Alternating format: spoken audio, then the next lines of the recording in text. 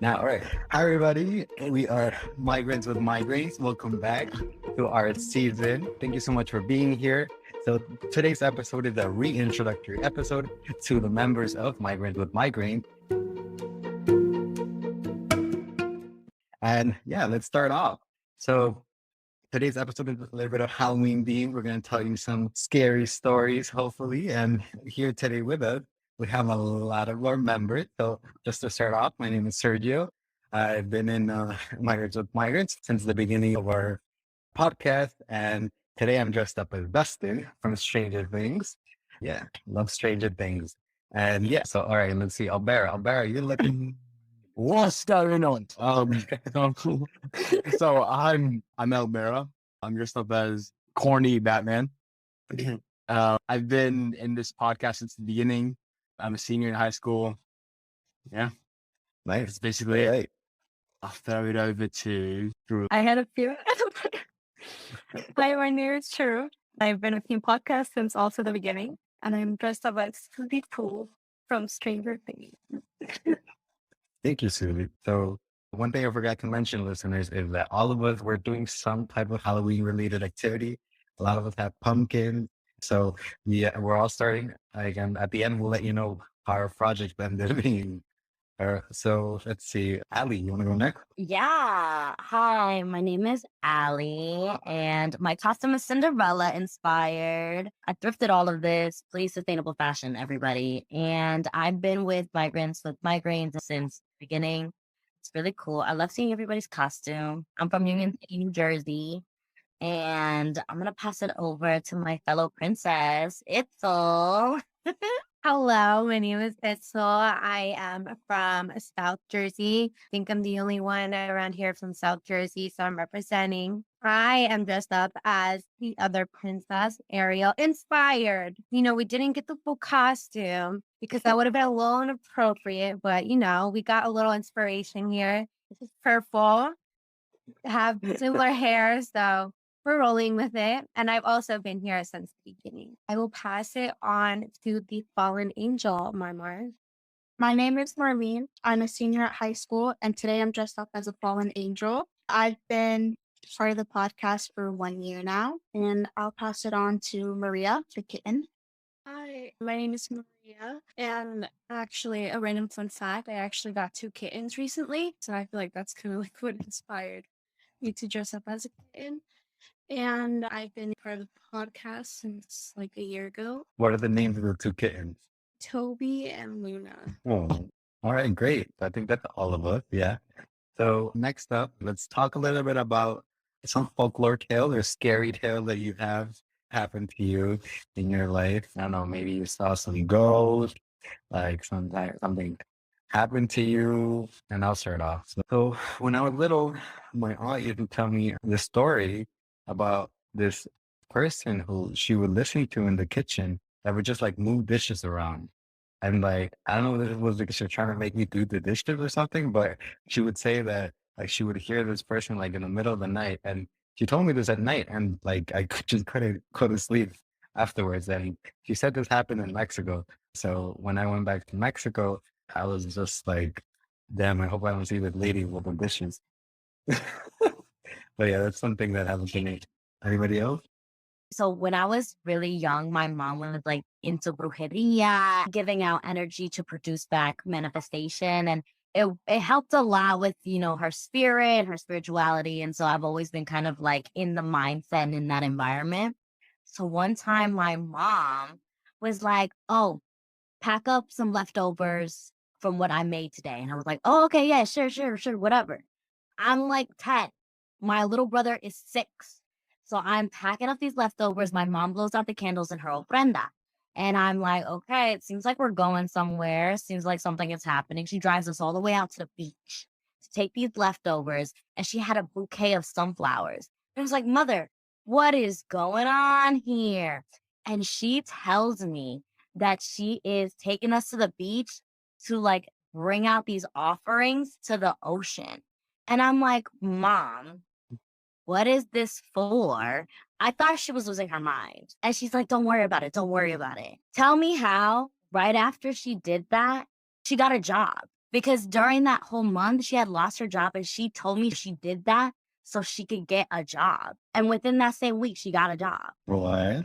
And I was like, this is like, the math is mathing up for a weird reason.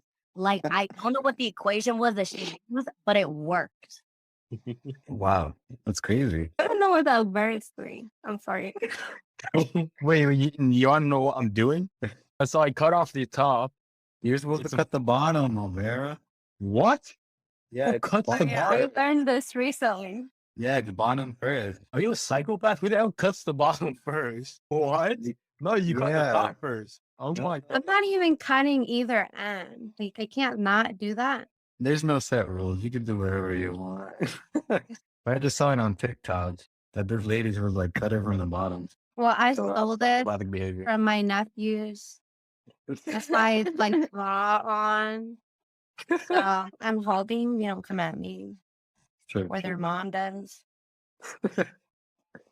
But since I'm speaking already, I have so many experiences like with paranormal things. My most personal experience is going through sleep paralysis.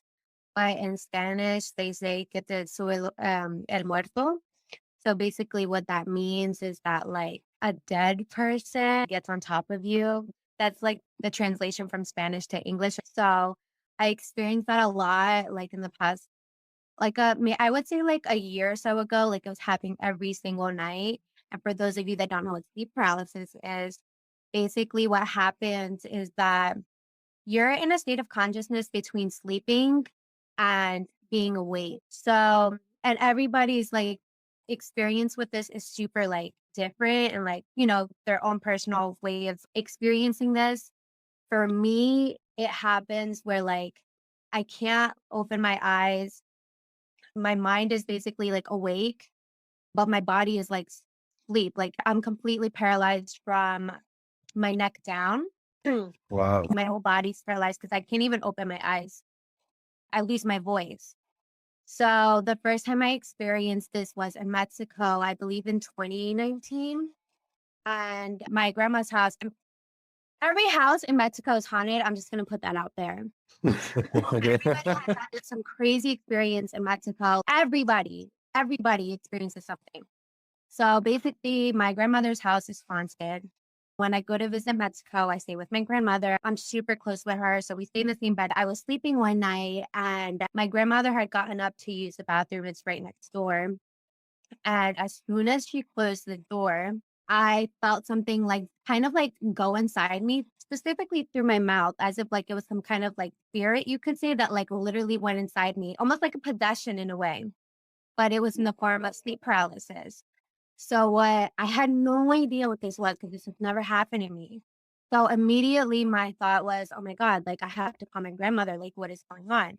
But I couldn't speak. Like nothing. Oh my God. Almost like Ariel when she like, trades her voice to become fluid. That's what happened to me. I couldn't like speak anything. So that happened and it was scary. And as soon as she came back into the room, as soon as she opened the door, I felt it like leave me and it was gone. So I'm just like, I don't know if I could curse, but I'm just like, what the heck happened just now? And I told my abuelita, I'm like, did you hear me call for you? And she's like, I did kind of hear you as really faint, but like that's why I came back in. I told her what happened. She's like, oh, okay, like I know exactly what happened. Like this will el muerto and everything. So she's just like, you don't really have to worry. Just like do not ever sleep on your back anymore. Like you're not supposed to sleep on your back like face up. That's like when it comes for you, basically. Like that's when you're the most vulnerable. That's like when it happens. So fast forward, I'm back into the US or whatever. It didn't happen anymore in Mexico. And then I come back to the US. At this time, it's like 2020 already. It starts happening every single night after that, as soon as I get back home. Every single night, I was dealing with sleep paralysis and it evolved. It evolved. And what I think happened was that something followed me from Mexico to here because I could sense it was the same exact type of spirit, you could say. Yeah. Yeah, it happened every single night and eventually it evolved demonic. And when I say like I know that it involved demonic because I'm still paralyzed and everything, but now the voice thing, like I could say things, but my voice would be demonic. Like it would be that What? deep. I you not, Bro, that's cap. That's cap. but this is true. My voice would just come out demonic. I'll bet. How So does it sound? What? Yeah, like would you speak dark in English? demonic. I can't. My You might have voice been. does not naturally go that low. So wait, You might have been going through like puberty, like 2.0 or something. Don't play me, Albera. I had I'm gone sorry. through puberty, and my voice sound does like- not naturally go that low. so we were talking with your boyfriend. Did it sound like, hey, babe, are you? Wait, was it even in English? Yeah, I would. Basically my voice got that deep. Like when you think of something demonic, like and dark, that's what it would come out as. And that's why I say something would go inside me because that's what would come out, basically. Oh, So that's so still cute, Albera. Right here. Oh, yeah. I'm a trail. I'm a trail. I'm telling you. I believe Yeah, that right. I believe you. I might climb out the bottom and then put the head on. You should. Please do. And then like the rest of the episode, just have that head on. it. You're mad. You're gonna smell like pumpkin, Word. I have to study after this. like a pumpkin. Do it for Yeah, us. there you go. Yeah. But that's pretty much my experience with that. Yeah. Sharing with us. Love to share. I don't think I have anything. I don't recall anything as crazy as this, but I could have sworn my dog was smiling at me one time, and it freaked me out. I love my dog, but I just like he looked like he was smiling so hard at me, and I was like, wait. Yeah, I'd be creeped out. Well, they say that dogs can look at ghosts. Like I hear that all the time from my grandma. Maybe if your dog was smiling at a ghost. He was looking at me right in the eye and smiling, Oh, which is like cute but creepy. Like, why is the dog smiling? yeah. Yeah. Anybody else have any ghost stories they want to share? I don't think I've ever experienced anything. My sister goes to Mexico twice a year and like she tells me things that she's seen or like she's heard. But, like that's about it. Have you heard the story of La Llorona? Or like in English, the crier. Really? Well, the literal translation, the crier. But have you heard that story? Yeah.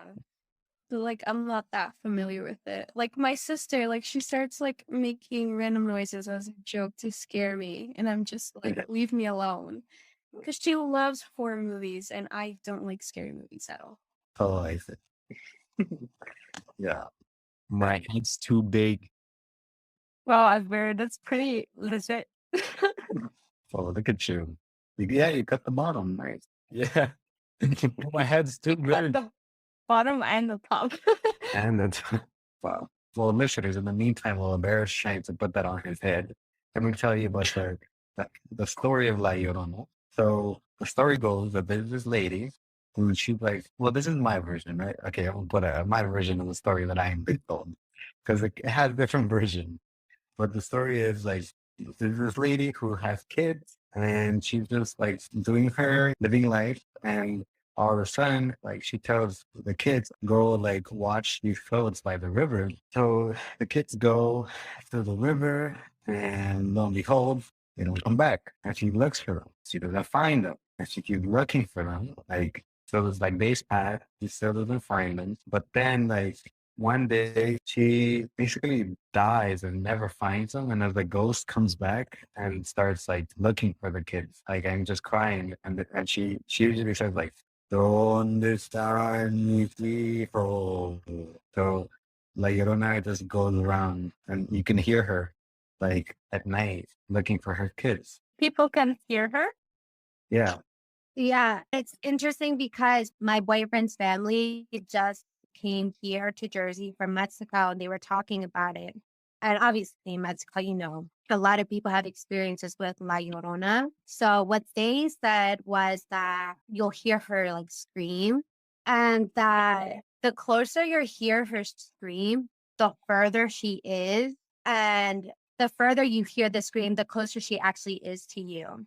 And one of his cousins actually said that he had an experience with her that, like, I think him and his cousin or some other family member, they were driving or walking on some kind of path or whatever in Mexico, and that they saw a lady like crying or whatever, and that they like were gonna go to help her. And what ended up happening, I think that like she just started screaming. And I think they realized, like, they put two and two together, and they're just like, oh, like, shit, like, this is probably like La Llorona. And they just think it. But like, I thought it was so cool. It's really like everybody has their own version, basically. Yeah, true.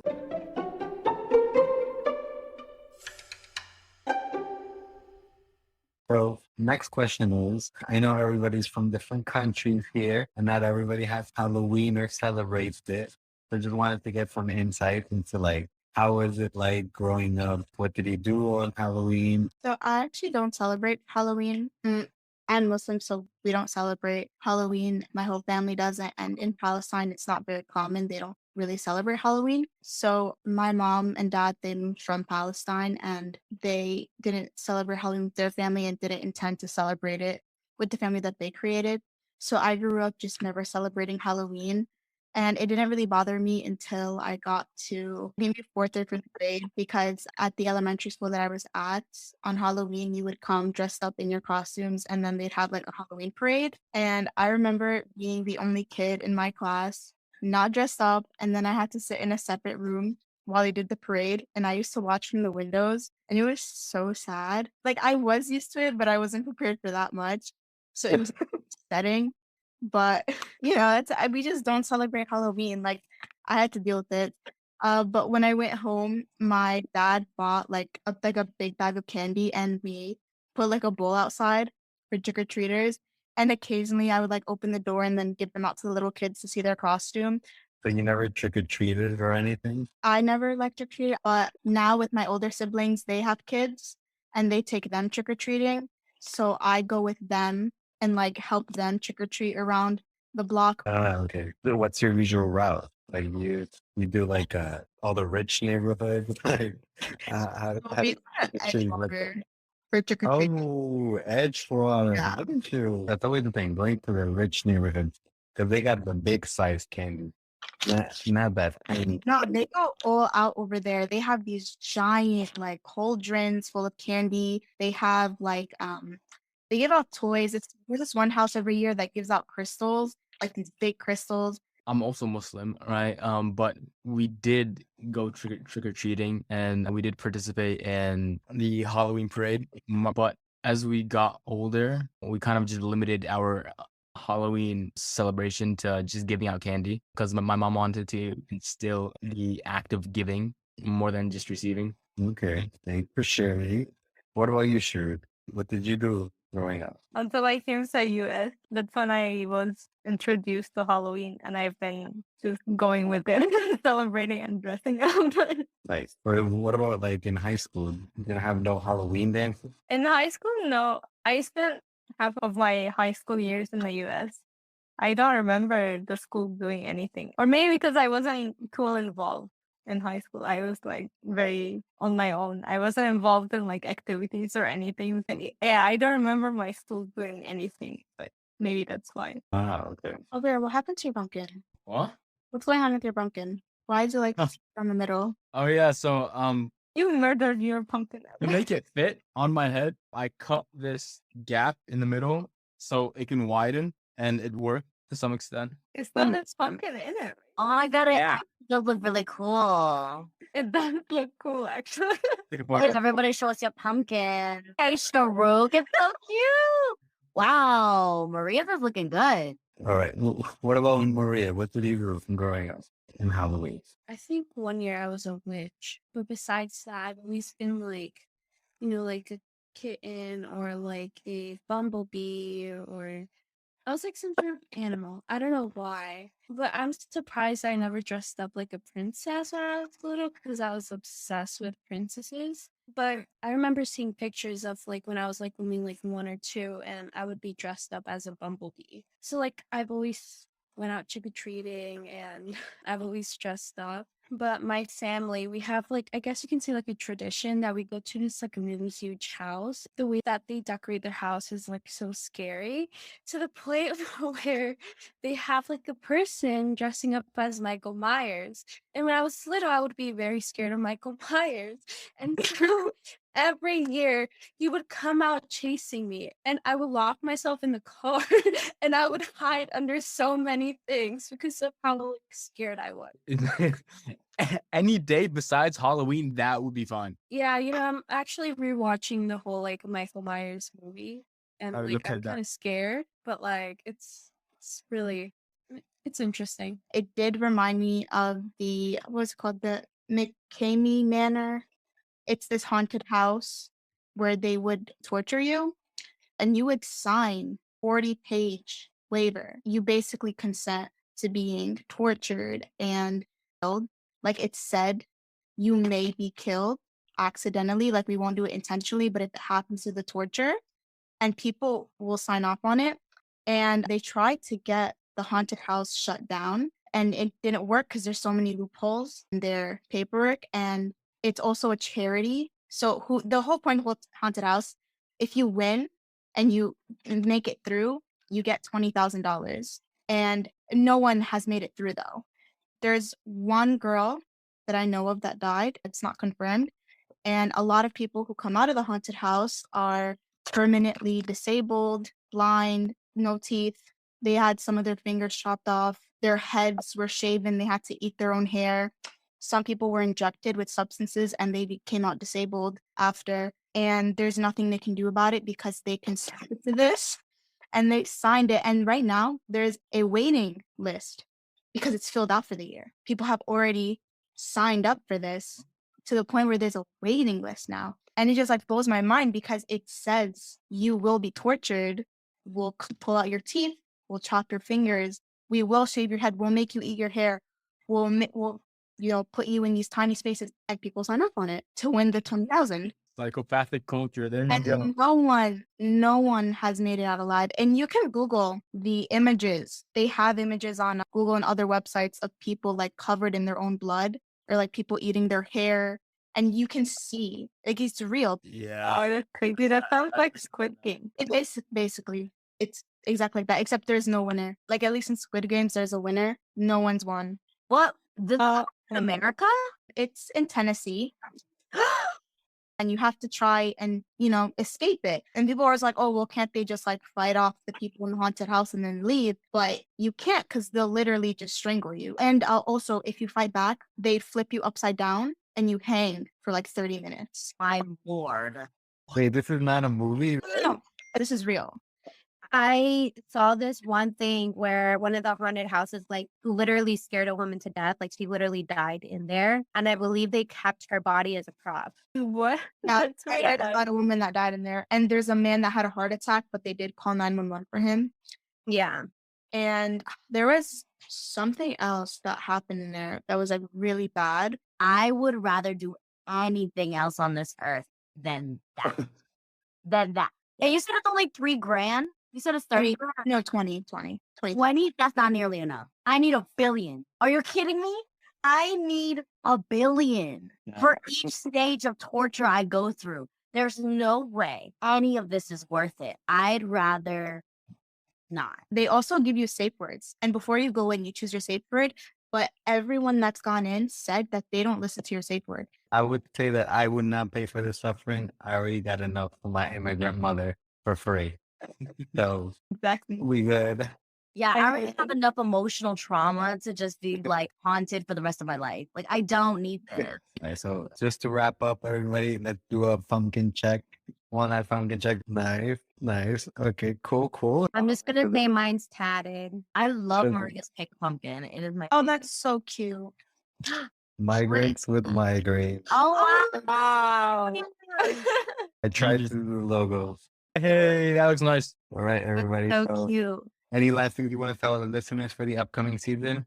We're super, super excited to be back. We have a lot of interesting topics coming up in the upcoming episodes, so stay tuned. If you want to follow us, go ahead at Migrants with Migraine. That's all one word, all lowercase. You can find us there on TikTok and Instagram, and follow us, and we will give you all the awareness and outreach you need. Awesome. Thank you so much, everybody. Have a great one. Bye-bye. Bye.